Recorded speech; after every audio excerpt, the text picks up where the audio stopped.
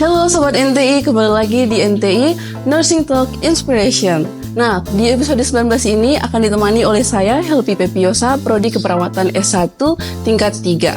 Nah, pada episode 19 ini kita akan membahas tentang penyakit yang berbahaya. Teman-teman tidak salah dengar, penyakit yang berbahaya. Apa sih yang berbahaya itu?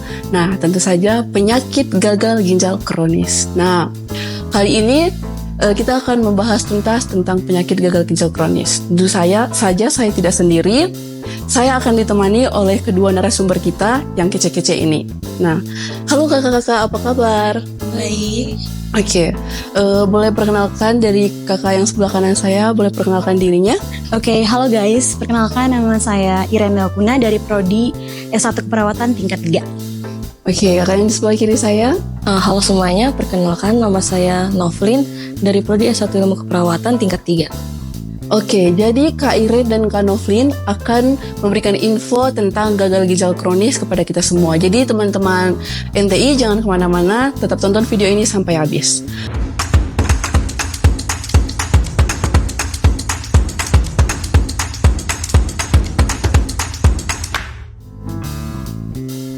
Nah, kita akan membahas tentang gagal ginjal kronis. Yang pertama, kita harus tahu dulu dong, apa sih gagal ginjal kronis ini?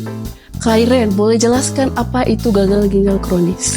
Oke, jadi sebenarnya kita harus tahu dulu bahwa gagal ginjal itu bukan cuma gagal ginjal kronis. Jadi ada dua gagal ginjal, yaitu gagal ginjal kronis dan gagal ginjal akut. Nah, kalau gagal ginjal kronis itu, dia itu sudah rusak ginjalnya itu dari strukturnya maupun fungsinya di atas 3 bulan. Tapi kalau gagal ginjal akut, itu berarti dia udah rusak di bawah 3 bulan atau sakitnya udah di bawah 3 bulan.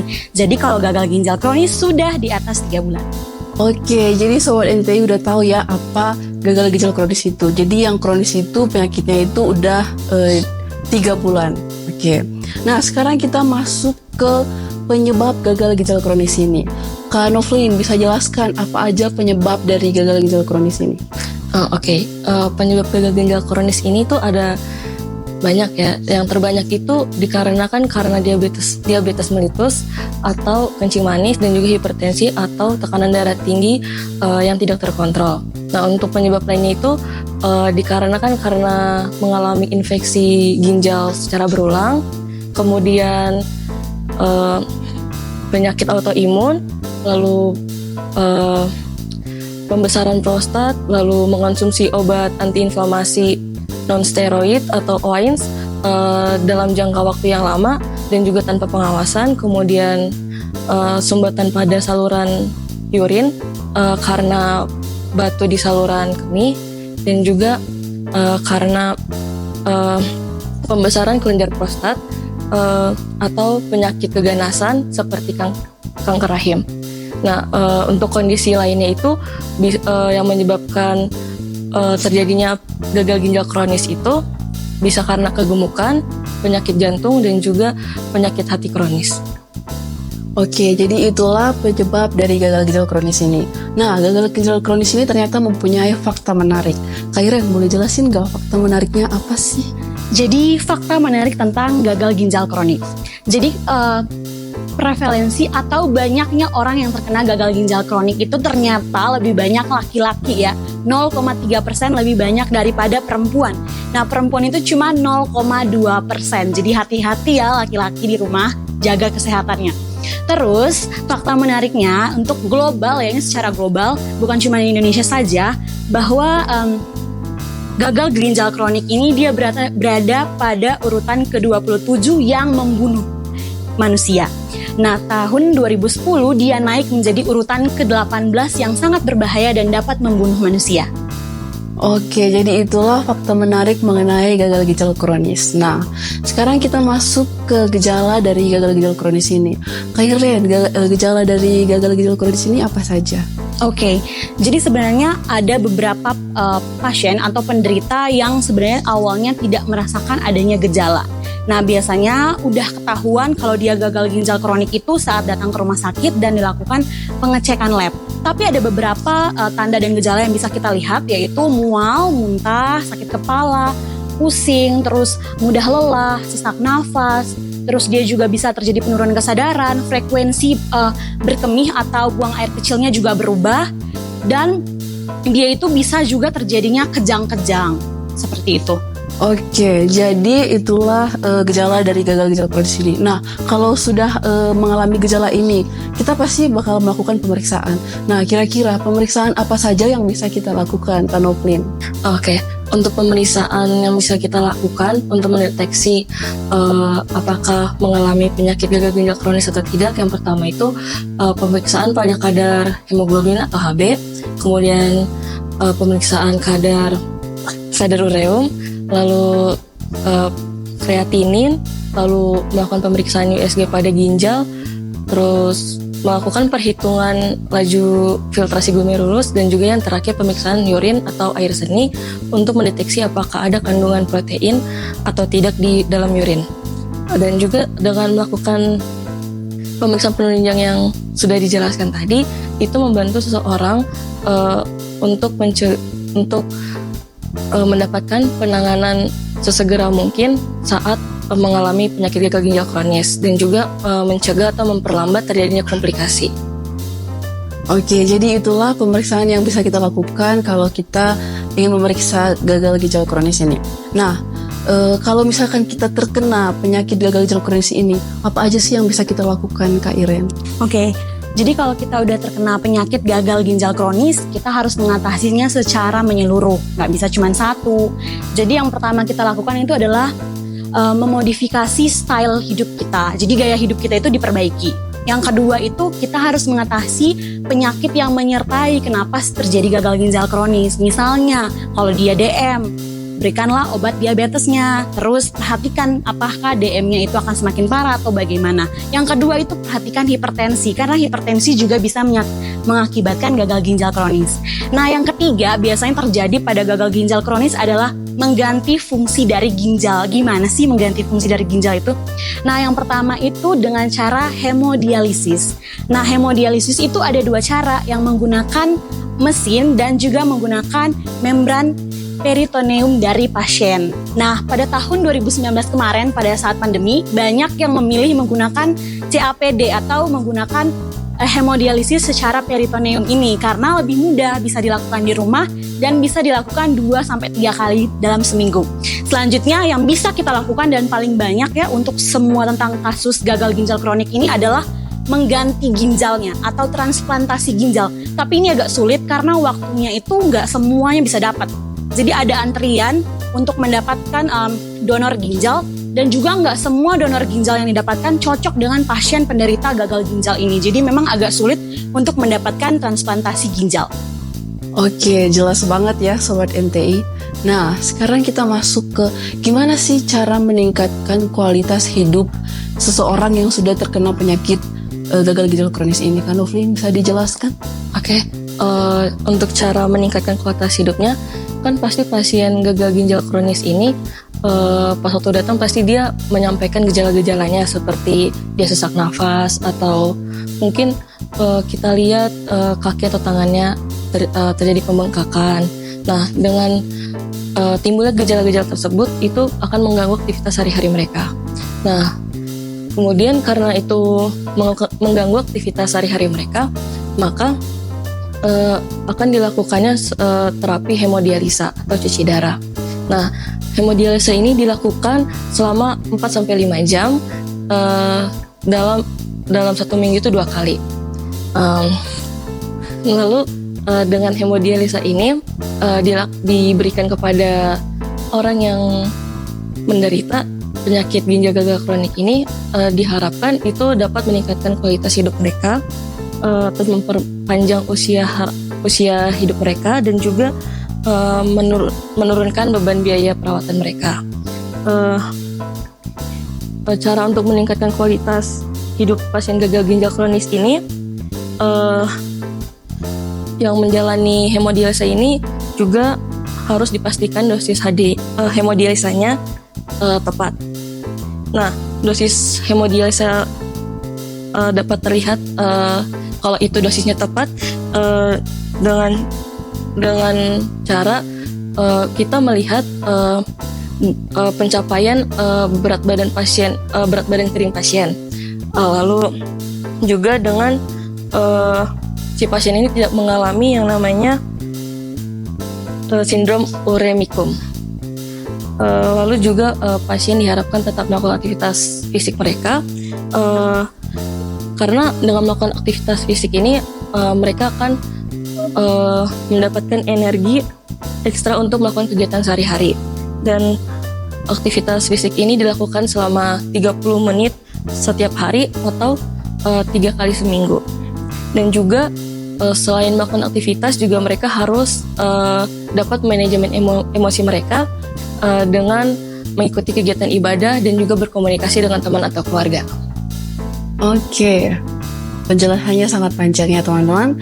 Nah, dan tidak kalah penting juga dukungan dari keluarga juga dibutuhkan bagi pengidap penyakit gagal ginjal kronis ini.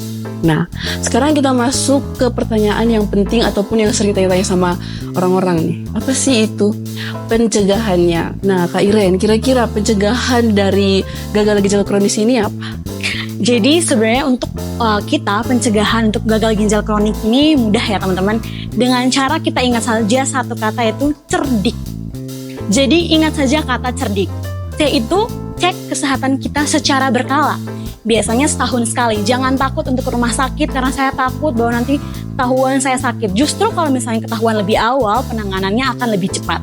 Yang kedua itu E, enyahkan. Enyahkan apa? Enyahkan asap rokok. Baik perokok aktif maupun perokok pasif, dua-duanya berkemungkinan mengalami kerusakan daripada paru-paru maupun jantung. Jadi kalau misalnya dua organ ini udah rusak, itu akan memperparah atau memperberat kerja dari ginjal kita sehingga kemungkinan dari gagal ginjal kronik ini dapat terjadi. Yang ketiga itu R, yaitu rajin. Rajin apa? Rajin olahraga ya. Jadi dalam seminggu kita bisa olahraga 90 menit ya dalam seminggu. Tapi misalnya dalam sehari kita bisa olahraga 15 menit. Nah yang ketiga itu, selanjutnya itu D. D itu apa? Diet. Diet yang seimbang antara nutrisi kita. Jadi tadi kalau misalnya kita perhatikan, salah satu penyebab dari gagal ginjal kronik itu berat badan yang berlebih atau tidak ideal. Nah dengan diet yang seimbang, kita dapat mempertahankan berat badan kita tetap ideal sehingga menghindari gagal ginjal kronik. Terus yang selanjutnya adalah I. I itu adalah istirahat. Istirahat itu harus cukup. Untuk orang dewasa, istirahat yang paling bagus itu 6-8 jam. Bukan cuma jamnya saja yang kita perhatikan, tapi kualitas tidur kita. Selama 6 atau 8 jam itu kita harus benar-benar tidur secara pulas. Jadi itu baru bisa diartikan kualitas tidur yang baik. Yang terakhir adalah K. K itu adalah kelola stres. Jadi seorang, kita manusia yang mau sakit, tidak sakit, kita harus mampu mengelola stres kita sehingga tidak membebani tubuh kita dalam menghadapi segala sesuatu. Jadi organ tubuh kita juga tetap sehat karena stres kita dapat kita kendalikan. Oke, jadi Sobat NTI ingat ya, pencegahan dari gagal ginjal kronis ini apa? Cerdik. Dimana cerdik itu ada jangan merokok, terus diet yang seimbang, dan juga kualitas tidur kita harus dijaga. Nah, sekarang kita masuk ke segmen Mitos atau fakta. Nah, mitos atau fakta yang pertama. Konsumsi obat darah tinggi atau obat kencing manis dalam jangka waktu yang lama justru dapat menyebabkan gagal ginjal kronik. Kanofli. Sebenarnya itu mitos ya, karena faktanya kalau semakin tidak terkendalinya gula darah ataupun tekanan darah, maka itu akan semakin mempercepat progresivitas dari kedua penyakit tersebut, sehingga akan terjadinya komplikasi, dan komplikasinya itu adalah gagal ginjal. Oke, berarti mitos ya teman-teman. Nah, mitos atau fakta yang kedua. Sakit pinggang berarti sakit gagal ginjal kronis. Sakit pinggang berarti gagal ginjal kronik. Mitos. Jadi faktanya adalah nggak semua gagal ginjal kronik tandanya adalah sakit pinggang ya. Bisa juga karena sakit otot, sakit tulang belakang, bisa juga karena syarafnya bermasalah. Dan juga kalau misalnya kita temukan banyak perempuan saat datang bulan atau menstruasi dia juga mengalami sakit pinggang. Jadi kalau misalnya perempuan sakit pinggang karena menstruasi bukan gagal ginjal dong. Jadi nggak benar ya, itu mitos. Oke, jadi jawabannya adalah mitos teman-teman. Nah, sekarang kita masuk ke yang ketiga. mitos atau fakta penyakit ginjal perlu cuci darah? Jawabannya adalah mitos. Kenapa? Karena tidak semua penyakit ginjal itu perlu melakukan cuci darah. Karena kan penyakit ginjal itu kan ada tingkatannya. Nah, yang perlu cuci darah itu adalah yang telah mengalami grade 5, yaitu gagal ginjal kronis. Oke. Nah, sekarang kita masuk ke yang keempat. Mitos atau fakta penyakit gagal ginjal hanya menyerang orang tua? Mitos. Jadi faktanya adalah penyakit gagal ginjal kronis ini nggak hanya menyerang orang tua, walaupun memang sering dikaitkan dengan usia, tapi penyakit gagal ginjal kronis ini bukan hanya menyerang orang tua. Jadi waktu saya praktek kemarin, ya itu banyak orang yang hemodialisa tapi usianya baru awal dewasa, ada yang 18 tahun, ada yang juga baru 20 tahun. Jadi penyakit ini nggak memandang usia. Oke guys, iya di saat kita kemarin praktek itu emang ada anak muda yang udah cuci darah ya. Karena satu, ada yang karena alkohol, ada yang karena kualitas tidur juga, dan juga ada yang karena mie. Nah jadi teman-teman mesti lebih waspada ya. Dan kita sekarang masuk ke yang kelima. Mitos atau fakta penyakit ginjal kronis bisa disembuhkan? Jawabannya adalah mitos. Kenapa? Karena penyakit ginjal itu udah banyak yang mengalami sampai stadium kronis, dan itu tidak ada obatnya sehingga tidak dapat disembuhkan. Dan juga salah satu cara untuk meminimalisirnya dengan cara cuci darah. Cuci darahnya ini dilakukan selama seumur hidup atau dilakukannya dengan transplantasi ginjal. Nah, tapi transplantasi ginjal ini tidak semuanya berjalan dengan lancar, dan juga belum tentu ginjal dari si pendonor itu cocok dengan si pasien yang membutuhkan. Oke, jadi itulah mitos atau fakta yang terakhir. Jadi Sobat NTI, tadi kita sudah mendengarkan begitu banyak penjelasan tentang gagal ginjal kronis. Kita sudah tahu apa itu gagal ginjal kronis, kita sudah tahu fakta-faktanya, tahu tanda dan gejalanya, tahu pencegahannya juga, bahkan kita tahu mitos atau faktanya. Oke, jadi di sini Sobat NTI yang sudah nonton, jangan sampai kita terkena gagal ginjal kronis ini ya. Kalaupun kita sudah terkena, jangan lupa selalu periksa ke pelayanan kesehatan ya. Tidak terasa kita sudah di penghujung episode 19. Gagal ginjal kronis, cerdik kuncinya. Oke, terima kasih kakak narasumber yang Kak Airen dan Kak Novlin. Terima kasih banyak untuk informasi yang sudah diberikan. Jadi tunggu kedatangannya di NTI berikutnya. Nah, untuk penonton setia NTI, jangan lupa di-share ya videonya ke orang yang kalian sayang agar mereka juga tidak kehilangan info, tidak kekurangan informasi atau mendapat informasi yang bagus juga dari Nursing Talk Inspiration ini. Nah, sekarang kami sudah saatnya untuk undur diri. Saya sebagai host Healthy dan Saya Iren. Saya Novlin. keep healthy, Keep happy. Keep safety. bye-bye.